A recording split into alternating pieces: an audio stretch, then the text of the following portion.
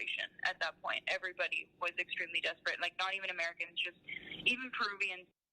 A Valley native stranded in Peru tonight. She is not alone. Hundreds of Americans also stuck thanks to new virus-related travel restrictions.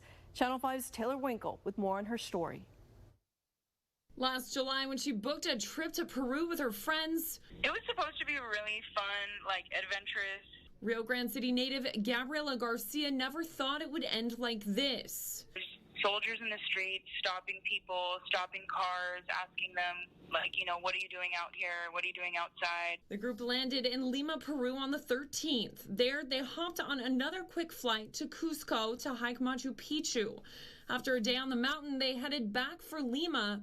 While they were in the air, the president of Peru announced that they were going to do a national border closing.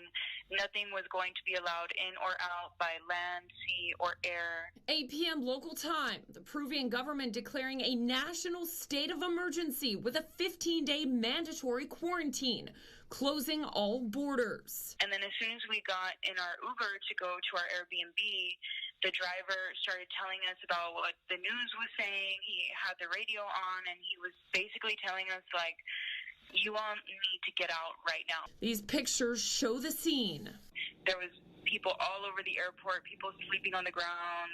The group stood in line for more than 10 hours before they even got to speak to a representative, where they faced another obstacle. No flights home, not even through connections. We weren't even trying to go to America anymore. We were just trying to get to a country that had open borders where we could potentially find a flight to get back home. Standing in their way, layovers in other countries with their own travel warnings and restrictions. Garcia looked to the embassy for help, but it's closed down with this sign on the door. Today is day 2 of 15. There's no guarantee that at 15 days, the ban will surely be lifted. We reached out to the U.S. State Department to ask about a plan to get stranded Americans back home safely. They say to monitor the embassy's website. Taylor Winkle, Channel 5 News at 10. And by the way, American Airlines has suspended service from DFW Airport to Lima, Peru through May the 6th.